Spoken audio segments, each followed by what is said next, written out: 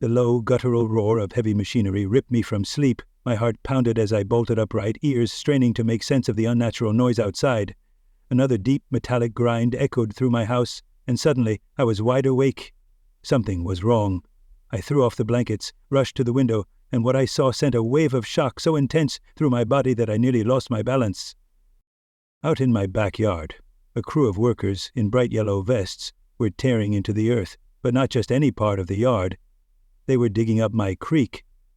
My creek. The one my children had played in since they were toddlers. The one I had chosen this house for 10 years ago. The one that had been here longer than this entire neighborhood. For a second, my brain refused to process what I was seeing. Maybe this was some kind of mistake. Maybe they were supposed to be working on something else. But then an excavator's bucket plunged into the shallow water, sending muddy liquid spraying into the air, and I knew this was intentional, and it was happening right now. Adrenaline kicked in. I yanked on a pair of jeans, threw on my sneakers, and bolted down the stairs so fast I nearly tripped. Bursting through the back door, I sprinted toward the workers, waving my arms like a madman. "Stop! What are you doing?" The words came out half-shouted, half-gasped, my breath coming in ragged bursts. The nearest worker, a burly man with a clipboard, barely spared me a glance before turning back to his crew. I grabbed his arm. I said, "Stop! What the hell is going on here?" He sighed, looked down at his clipboard, and then back at me like he'd been expecting this exact conversation. "HOA order, sir. This waterway is being redirected and covered." I blinked. My brain stumbled over the words. "Redirected? Covered?" "There must be some mistake," I stammered. "Nobody told me about this." The foreman shrugged, his expression neutral. "Take it up with Mr. Reynolds. We're just doing our job." The name hit me like a slap. James Reynolds. Of course. The new HOA president. The one who had moved in 6 months ago and immediately started complaining about every little thing. My garden gnomes, the color of my mailbox, the bird feeders I had hung in my oak tree. He had taken issue with all of it, issuing warnings, notices, and fines over things that had never been a problem before. And now apparently he had decided to destroy my creek. I didn't even stop to think. I turned on my heel and marched straight across the street, heart hammering in my chest. Reynolds' house loomed ahead. A pristine, colonial-style home with a perfectly manicured lawn and symmetrical bushes that looked like they belonged in a catalog. I pounded on the door. Then again. The door swung open, and there he was, standing in his crisp golf polo and khakis, not a single hair out of place. The moment his eyes met mine, he smirked. "Ah, I see you've noticed our neighborhood improvement project." "Improvement," I seethed. "You're destroying a natural habitat. Why wasn't I notified?" His smirk didn't falter. The notice was in last month's HOA newsletter, page 4, I believe. The board voted unanimously that an unchecked waterway creates an unkempt appearance and devalues surrounding properties. I could barely contain my rage. "That creek has been here for generations. It's part of the land," I shot back. "Nevertheless, the HOA has authority over all exterior appearances," Reynolds said smoothly. "The rocks and landscaping will look much more controlled." He emphasized the last word like it was something sacred. I clenched my fists. This wasn't about property values. This was about power, and he was flexing it in the worst way possible. By the time I got back to my house, the damage was already significant. The water had been forced into a concrete trench, its natural flow destroyed. The shallow banks where my daughter Emma used to catch tadpoles were now nothing more than piles of dirt. The wide bend where my son Tyler had learned to skip stones was gone, erased. I spent the rest of the day in a frantic whirlwind of phone calls. I called the other board members. They brushed me off. I called the county environmental office. They said they would look into it, but these things take time. I even called a lawyer friend. But by sunset, my beautiful creek was nothing more than a narrow trickle forced through an artificial channel. That night, I couldn't sleep. Every time I closed my eyes, I saw my children's laughter echoing along the water's edge. I saw fireflies dancing above the creek on warm summer nights. I saw everything that had been stolen from me. By morning, my anger had transformed into something sharper, something more dangerous. I drove straight to the county records office the moment they opened. I needed to understand the HOA's authority. I needed to know where the property lines were, what loopholes existed, and if there was anything I could do to fight back. The clerk, an older woman named Doris, seemed sympathetic. "HOAs think they're little kingdoms," she muttered as she helped me access the subdivision's original development plans. "But they don't always know the whole story." I spent the next 4 hours poring over every document I could find. Most of it confirmed what Reynolds had said. The HOA did have broad authority over exterior appearances. But then, in the emergency access easements, I found something interesting. Doris, what does this notation mean? I asked, pointing to a specific section of the map. She adjusted her glasses and leaned in. Oh, now that's interesting. According to this, the emergency access road that runs behind the eastern lots wasn't fully dedicated to the township. Parts of it belonged to the adjoining lot owners. My pulse quickened. So, that means the road behind my house? Partially belongs to you, she confirmed. It's an easement, so you can't block emergency vehicles, but otherwise it's your property to the center line. I stared at the map, the pieces clicking into place. That emergency access road was rarely used for its intended purpose, but Reynolds and his HOA cronies, they used it all the time. It was their personal shortcut, a way to avoid the longer drive through the main neighborhood loop. I thanked Doris profusely and walked out of the office with copies of every relevant document. As I drove home, an idea began to form, an idea that made my hands tighten around the steering wheel. I pulled out my phone and called my cousin Derek, who owned a small trucking company. Hey, how badly do you need garage space for your semis this week? Why? He asked, suspicion creeping into his voice. Because, I said, gripping the documents in my lap, I think it's time for a lesson in property rights.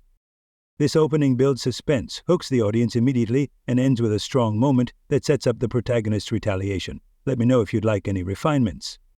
I pulled into my driveway, gripping the documents so tightly my knuckles turned white. My mind was racing.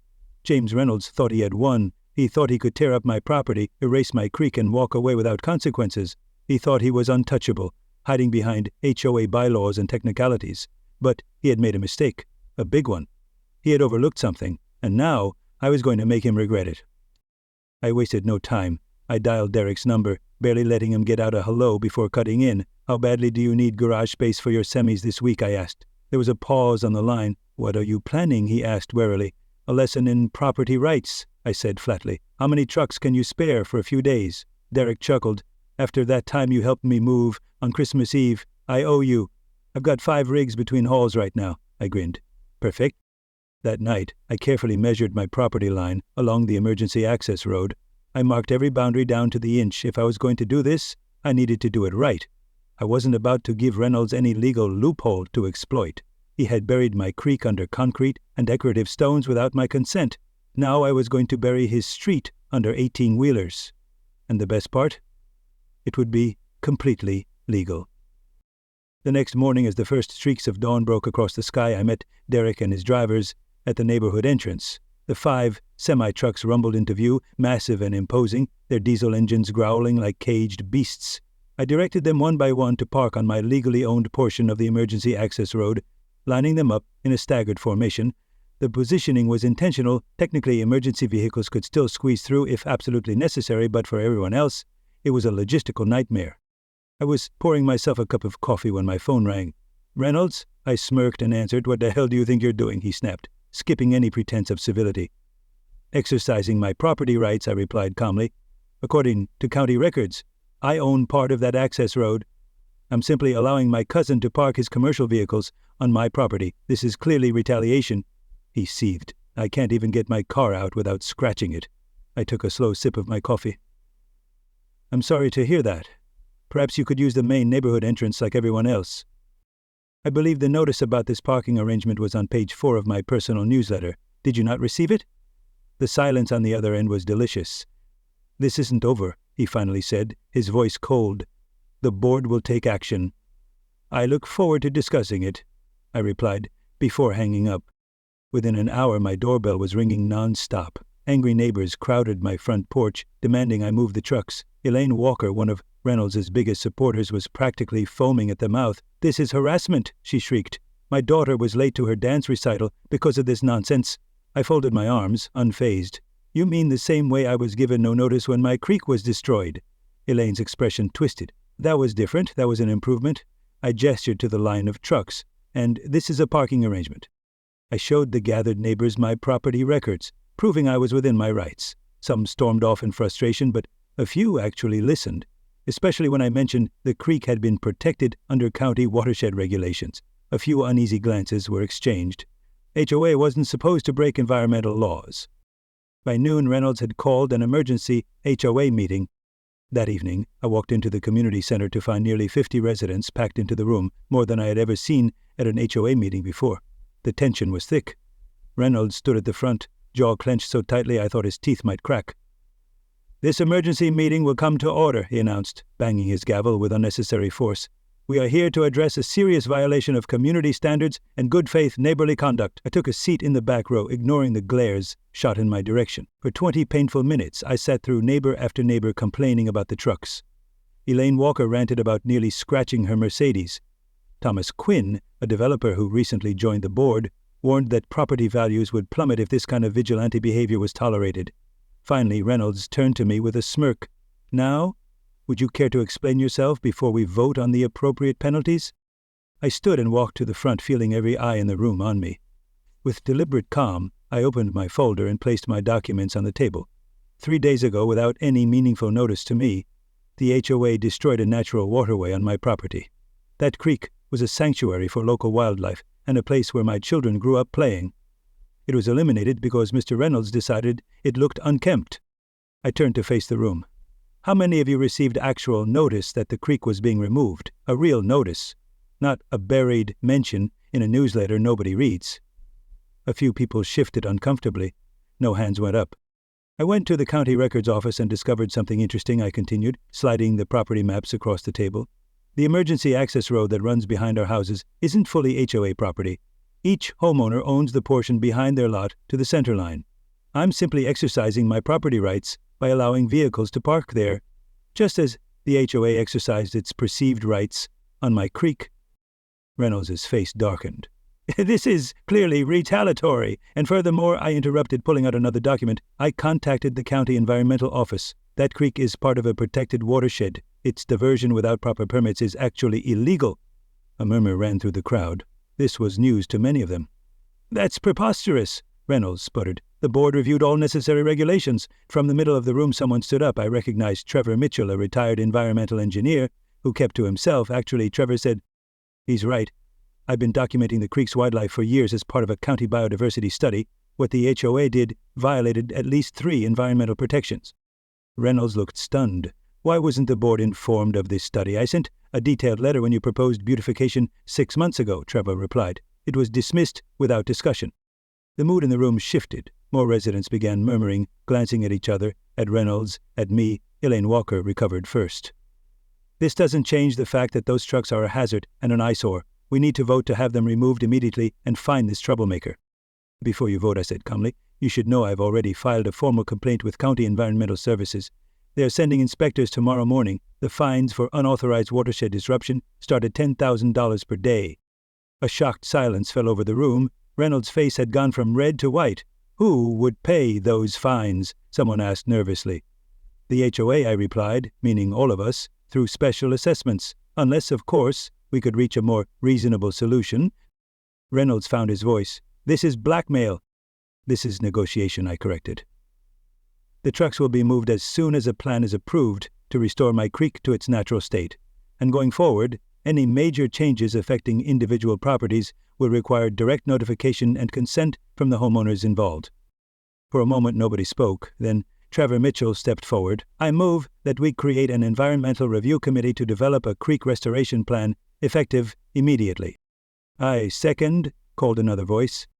Reynolds looked around desperately, but he was losing control of the room. He finally said through gritted teeth, "We form a committee. But those trucks need to be moved now." 3 days, I countered. The same amount of time I had to watch my creek being destroyed. The committee presents a preliminary plan in 3 days. The trucks move, and then we work together on proper implementation. Trevor called for a vote. The majority raised their hands in favor of my proposal. Reynolds' reign was crumbling, and this battle was far from over. The morning after the HOA meeting, I woke up to a barrage of text messages and missed calls. Word had spread fast. The trucks were still blocking the emergency access road, and now people were angry for a different reason, not just because of the inconvenience, but because they had started to realize something. The HOA had lied to them. I stepped outside and saw small clusters of neighbors standing near the parked trucks, talking in hushed voices. Some looked angry, others looked uncertain. The mood had shifted. Last night, I had forced Reynolds to admit publicly that the HOA had made a serious mistake, and now, with environmental inspectors arriving today, things were only going to get worse for him. Just as I was sipping my coffee, a black Mercedes came screeching to a halt at the curb. The door swung open and Reynolds stormed across my lawn, his face twisted in fury. "You think you're clever," he spat, jabbing a finger at my chest. "This little stunt of yours is going to cost everyone in this neighborhood." I took another slow sip of my coffee and set the mug down. "That depends," I said. "If the HOA really did everything by the book, then the inspectors will clear you, right?" For a split second, something flickered across his face, a hesitation, a crack in his usual smug confidence. He recovered quickly, but I had seen it. "Stay out of this," he warned. "Move the trucks, and I might be willing to overlook this little act of defiance." I laughed, shaking my head. "You don't get it, do you, Reynolds? This isn't about the trucks anymore. This is about what you did." Before he could respond, 3 official vehicles from the County Environmental Office pulled up. The inspectors stepped out, their uniforms crisp, their expressions unreadable. Reynolds turned to them with his best politician's smile. "Good morning, gentlemen. I was just about to—" Maria Ramirez, the lead inspector, didn't let him finish. "Mr. Reynolds, we have a scheduled investigation into potential Clean Water Act violations. We will need full access to the affected area." She looked at me. "You filed the complaint?" I nodded. She turned back to Reynolds. "If you could provide the permits and environmental impact assessments for the modifications made to the creek, that would be helpful." Reynolds hesitated. "There must be some misunderstanding," he said smoothly. "Our landscaping project was fully approved." "By whom?" Maria asked, "because our records show no permit applications were filed." I could see Reynolds struggling to hold his composure. I'm sure there's been a clerical error." Maria gave a curt nod. "That's possible. We'll find out soon enough." She gestured to her team, who immediately began unloading equipment, measuring the area, and taking water samples. Trevor Mitchell, the retired environmental engineer who had spoken at the meeting, arrived and stood beside me, arms crossed, as he watched the inspector's work. He leaned in slightly and murmured, "This is going to be bad for him." "Good," I said. We watched as Maria scraped at the decorative stones that had been placed over the creek bed. The soil underneath was compacted, unnatural. She frowned, scribbling notes onto her tablet. "This appears to be non-permeable fill," she muttered. "That violates Section 44 of the Clean Water Act." She glanced up at Reynolds. "Did anyone conduct a floodplain assessment before this work was done?" Reynolds had no answer. Maria sighed. "The fines for unauthorized watershed disruption start at $225,000 per day of violation." A ripple of gasps went through the small crowd that had gathered. Some of the neighbors exchanged uneasy glances. Reynolds' face turned an alarming shade of red. "That's outrageous," he blurted. "We had no idea." Maria straightened. "Ignorance of the law does not absolve responsibility, Mr. Reynolds. We will need to test for contaminants as well." She turned to her team. "Collect water samples immediately." Just then another car came speeding toward us, a white sedan this time. The driver slammed the brakes and the door flew open. Catherine Reynolds stepped out. "James, what the hell is going on?" Reynolds looked rattled. "Catherine, this is not the time." "No, I think it is," she said, marching toward us. She turned to me. "I heard about the meeting last night. You said the creek was protected." I nodded. "The county has it on record as part of the watershed. Reynolds knew this." Catherine's face darkened. She turned back to her husband. "James, did you know about this?" Reynolds swallowed hard. "Of course not. This is just bureaucratic overreach." Maria lifted an eyebrow. "Interesting, because we also found documents indicating that your HOA board was aware of the environmental status of this waterway 6 months ago." Reynolds' jaw clenched. I saw the tension in his shoulders, the sweat starting to bead at his temple.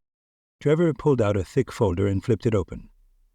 "I've been documenting the board's actions for some time," he said, "including the illegal diversion of a protected waterway. That carries potential criminal penalties under state law." The crowd was growing. More neighbors had come out, drawn by the commotion. Someone muttered, "My basement flooded after they did that work." Another voice called out, "My well water turned brown." Maria's team continued taking samples, their work methodical and efficient. Reynolds turned to me, voice low and full of venom. "You think this is a game?" I held his gaze. "No, I think this is justice." At that moment, a police cruiser pulled up. An officer stepped out, his eyes scanning the situation before settling on Reynolds. "Mr. Reynolds, we need to have a word." Reynolds paled. "What is this?" The officer gestured to the semi-trucks. "We have surveillance footage from last night, footage showing someone vandalizing those trucks." Reynolds stiffened. "I don't know what you're talking about." The officer held up a tablet, playing a clear video from a security camera. The image showed Reynolds in the dead of night, a knife in hand, systematically slashing the tires of the semis. The crowd gasped. Catherine took a step back, covering her mouth in horror. "James, you didn't." Reynolds' hands clenched into fists. "This is ridiculous. I demand to speak to my lawyer." "That's your right, sir," the officer said calmly, "but you'll need to do that down at the station." He reached for his cuffs. As Reynolds was led toward the cruiser, I saw the reality settle over him. The man who had bullied me, who had tormented this neighborhood, who had wielded power like a weapon, was now the one being taken away in handcuffs. Catherine stood frozen for a moment, then turned to me. "I need to talk to you," she said quietly. "There's something you should know." I exchanged a glance with Trevor before nodding. "Come inside." Inside my house, Catherine took a deep breath before pulling a USB drive from her purse. "James wasn't acting alone," she said. "There's more going on here than you realize." I plugged the drive into my laptop. Folders popped up, financial records, emails, documents. 3 years ago, she began, a developer named Thomas Quinn approached the board. He wanted to build luxury townhomes on the land behind Pine Haven. The problem was that it was a floodplain and he couldn't get permits. So he needed to eliminate the creeks, I guessed. Catherine nodded. In exchange, he offered James and the other board members high-end home renovations, pre-upgrades, new kitchens, pools, you name it. Trevor leaned over my shoulder, scanning the files. "This is bribery." Catherine swallowed. "And that's not all. Quinn's company, R&W Enterprises, was receiving inflated HOA maintenance contracts. But look at the registration details." I clicked on the file. The name of the registered owner popped up, Walter Reynolds. Trevor let out a slow whistle. James's brother. This was bigger than I had ever imagined. And suddenly I knew this wasn't just about my creek. This was a conspiracy that went all the way to the top. And it was about to come crashing down. I stared at the name on the document. Walter Reynolds, James Reynolds' brother. It all made sense now. The inflated contracts, the destruction of the creek, the relentless control over the neighborhood. It wasn't just about aesthetics or property values. It was a carefully orchestrated scheme to reroute water flow, clear the way for an illegal development, and launder HOA funds into a private company owned by Reynolds' own family. Trevor leaned over my shoulder, shaking his head. "This is fraud, plain and simple. Environmental violations, financial corruption, bribery, it's all here." He tapped the screen. "These maintenance contracts, they were paid out of HOA dues. That means every single homeowner here has been unknowingly funding this scam." Catherine exhaled slowly, looking exhausted.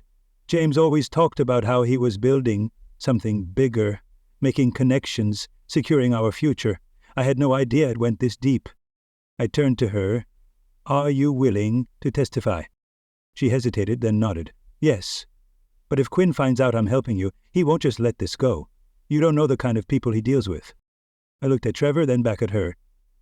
"Then we take this public." Within the hour, I had emailed everything to the county commissioner's office, the Environmental Protection Agency, and a local investigative journalist, Diane Fleming, who had covered corruption cases before. I didn't trust the system to move fast, but I knew the media would. Sure enough, within 3 hours, Diane was at my door with a camera crew. "So let me get this straight," she said, adjusting the microphone clipped to her blazer. "The HOA president and board were secretly funneling funds into a shell company, illegally altering a protected watershed and attempting to cover it up under the guise of neighborhood beautification?" "That's exactly what happened," I said, standing on my porch as neighbors began to gather. Diane turned to Catherine. "And you're willing to go on record about your husband's involvement?" Catherine swallowed hard but nodded. "This has gone too far. People deserve to know the truth." By that evening, the story had aired on the local news, complete with footage of Reynolds' arrest and interviews with homeowners whose water sources had been affected. The reaction was instant. The next morning, I woke to see neighbors forming groups on the street, talking animatedly, showing each other the news clips on their phones. Some were furious, others shocked, but the one thing they all had in common was the realization that they had been lied to. Then, the HOA board made their move. A notice was taped to my door. Violation, unauthorized vehicles, fines accrue at $200 per day, eviction proceedings to begin after 30 days of noncompliance. I wasn't the only one. Trevor called me 10 minutes later. They hit me with the same notice. So did Sophia and Mrs. Abernathy. "Only the people involved in exposing them," I muttered. "They're trying to scare us into silence." "Then let's make them regret it," Trevor said. That night I called another meeting, this time not an HOA meeting, but a true community gathering. Nearly 100 people showed up at the park, voices filled with anger and frustration. "They stole from us," someone shouted.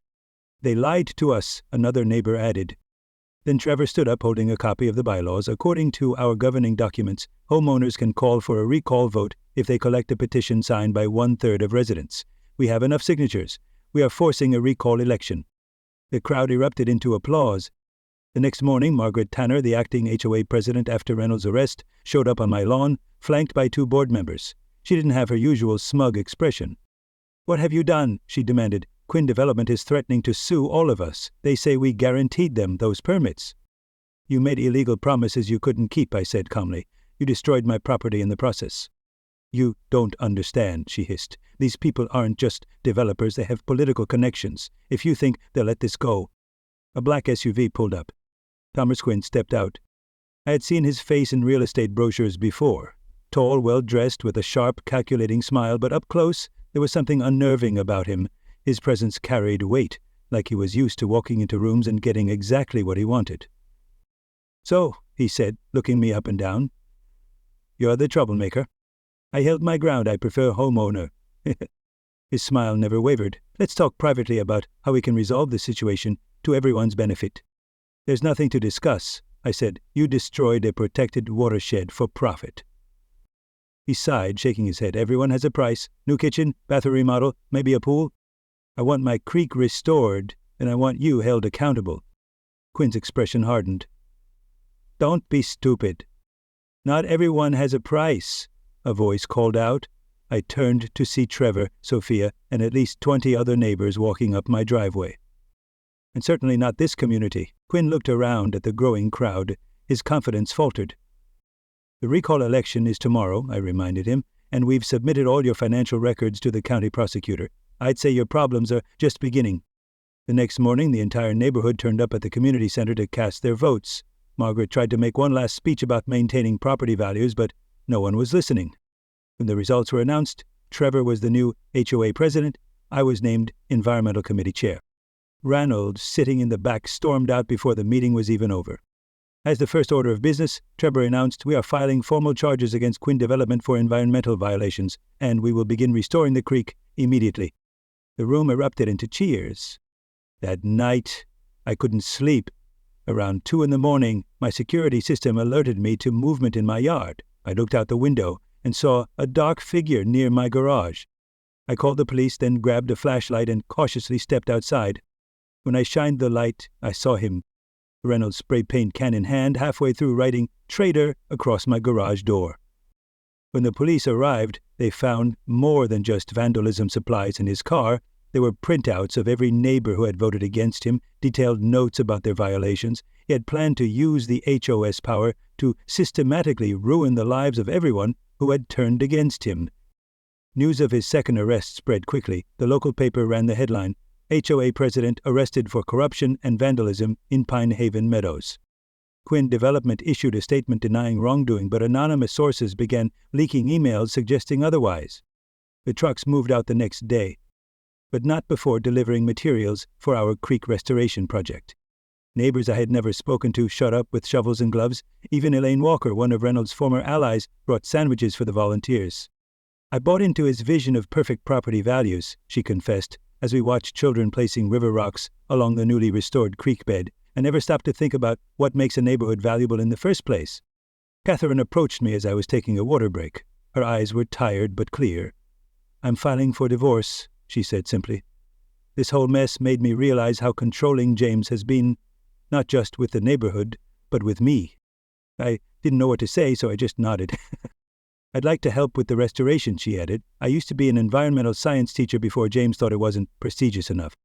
Over the next few months, the transformation was remarkable, not just of the land, but of the people. Former enemies worked side by side.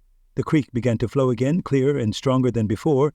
Wildlife returned, first insects, then frogs, eventually birds that hadn't been seen in years. Risha Reynolds pled guilty to vandalism and harassment. As part of his plea deal, he had to sell his house and leave Pine Haven Meadows. No one was sad to see him go. 6 months had passed since the recall election, but it felt like a lifetime. The neighborhood was no longer the same rigid, fear-driven place it had been under Reynolds' rule. People talked more, helped each other more, and most importantly, they no longer lived under the constant threat of fines and notices for the smallest infractions. Pinehaven Meadows had finally started to feel like a community again, but for me the real victory was the creek. On the day of its grand reopening, I stood near the water's edge, watching as a group of kids carefully launched small leaf boats into the current. The water was flowing again, clear and vibrant, carrying life back into the landscape. Dragonflies hovered above the surface, their wings catching the sunlight, and the air smelled fresh, like the earth had been waiting for this moment just as much as we had. The project had taken months of work. Volunteers from the neighborhood had shown up every weekend, shovels in hand, ready to undo the damage caused by Reynolds and his so-called beautification project. The HOA, now under Trevor's leadership, had allocated funds to hire professionals for the more technical aspects, ensuring the creek was restored properly, and surprisingly, Catherine had been one of the most dedicated volunteers. I had been skeptical at first. After all, she had stood by Reynolds for years, watching him manipulate and bully the community, but she had proven herself not just by providing the evidence that took him down, but by actively working to make things right. She had even taken on the role of leading educational programs for local kids, teaching them about the watershed, the importance of environmental conservation, and how small actions could have big impacts. She had also left James. Their divorce had been finalized 2 months ago. She never spoke about it in detail, but I could see the difference in her. She looked lighter, freer, like someone who had been carrying a heavy weight for too long and had finally set it down. I had just finished setting up a display board detailing the history of the creek's restoration when Trevor approached, holding 2 cups of coffee. "Hard to believe, huh?" he said, handing me one. I took a sip, nodding as I looked out at the transformed landscape. 6 months ago, this place was nothing but a dead trench covered in decorative rocks. Now it was alive again. It's amazing what people can do when they stop fighting each other and start working together. Trevor smirked. "And when they have a reason to fight back." A familiar voice cut in from behind us. "You mean when they have a reason to park 5 semi-trucks in the middle of a road?" I turned to see Derek walking up, his usual cocky grin in place. He had made a point of checking in on the progress every few weeks, always eager to remind me that my first act of revenge had been a logistical masterpiece. "Hey, those trucks made all this possible," I said, gesturing to the creek. "Without them, Reynolds would have buried this place for good." Derek laughed. "I still can't believe that guy thought he could get away with all of it. HOA corruption, environmental crimes, vandalism. I mean, who spray paints traitor on a garage at 2 a.m? That's some cartoon villain behavior." I shrugged. Reynolds was never as smart as he thought he was. Not that it mattered anymore. After his second arrest, he had taken a plea deal to avoid a lengthy trial. He had been fined heavily, forced to sell his house, and banned from holding any HOA-related positions ever again. Last I heard, he had moved out of state.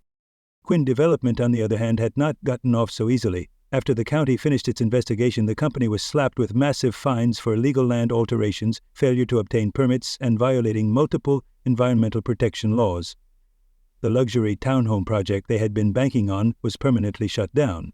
And thanks to pressure from the community, the land they had been planning to build on had been seized and designated as a protected conservation area. The development company had cut their losses and moved on, but not before taking a serious financial hit. Elaine Walker, once one of Reynolds' most vocal supporters, had gone surprisingly quiet since the recall election. At first she had resisted the changes, complaining about how the HOA had lost its standards, but eventually even she had to admit that the neighborhood was better off without the constant surveillance and control. One afternoon she had even shown up to a volunteer event, awkwardly handing out sandwiches to people working on the creek. When I had raised an eyebrow at her, she had simply sighed. "I still think some of you are troublemakers," she had said, "but I'll admit this looks better than a pile of rocks." The grand opening ceremony continued, with Trevor giving a speech about how far the community had come, followed by a short presentation from Catherine about the ecological benefits of the restored creek. Then, in the most unexpected twist of the day, Mrs. Abernathy, our oldest resident, stood up and took the microphone. "I have lived here for 42 years, she said, her voice steady despite her age, "and in all that time, I have never seen people come together like this. We let that man and his board push us around for too long. We let them make us afraid. But look at what we did when we stood up for each other. This," she gestured around at the creek, the crowd, the children laughing by the water, "this is what a neighborhood is supposed to be." The applause was thunderous. Later that evening, after most of the crowd had gone home, I found myself sitting on a bench overlooking the creek, the sound of flowing water filling the air. For the first time in months, maybe even years, I felt completely at peace. Catherine sat down next to me, handing me another cup of coffee. "You did it," she said. "We did it," I corrected. She smiled, watching as a few lingering families walked along the newly built trails. "Do you think he ever really cared?" "Reynolds?" I shook my head. "He cared about control, about power, not about this place." She sighed. "I don't know if I ever really knew him." I didn't respond to that. There was nothing I could say that she didn't already know. After a moment, she changed the subject. "I was thinking of starting a regular nature education program here. Maybe bring in some local experts, get the kids more involved." I grinned. "I think that's a great idea." As the sky turned shades of pink and orange, Trevor and Sophia wandered over, each carrying a plate of food from the community potluck that had followed the ceremony. "You staying for the fireworks?" Trevor asked, sitting down on the grass. I raised an eyebrow. "Fireworks?" Sophia smirked. "It's a celebration, isn't it?" Before I could respond, a loud crack split the air, followed by a burst of golden sparks lighting up the sky. I laughed, shaking my head. Of all the things I had imagined when this whole mess started, sitting here with friends, watching fireworks over a restored creek, was not one of them. But maybe that was the best part. I had started this fight alone, fueled by anger and frustration, but somewhere along the way it had become something bigger, a fight not just for my creek, but for the people who lived here, for the right to have a say in our own neighborhood. And in the end, we had won. As the fireworks continued to explode above us, I leaned back against the bench, listening to the laughter and cheers around me. Sometimes change starts with something small, a complaint, a protest, a single act of defiance. Sometimes all it takes is one person refusing to back down. And sometimes, if you're lucky, that's enough to wake up an entire community. I took a deep breath, the air filled with the scent of summer and victory, and smiled. For the first time in a long time, Pine Haven Meadows finally felt like home.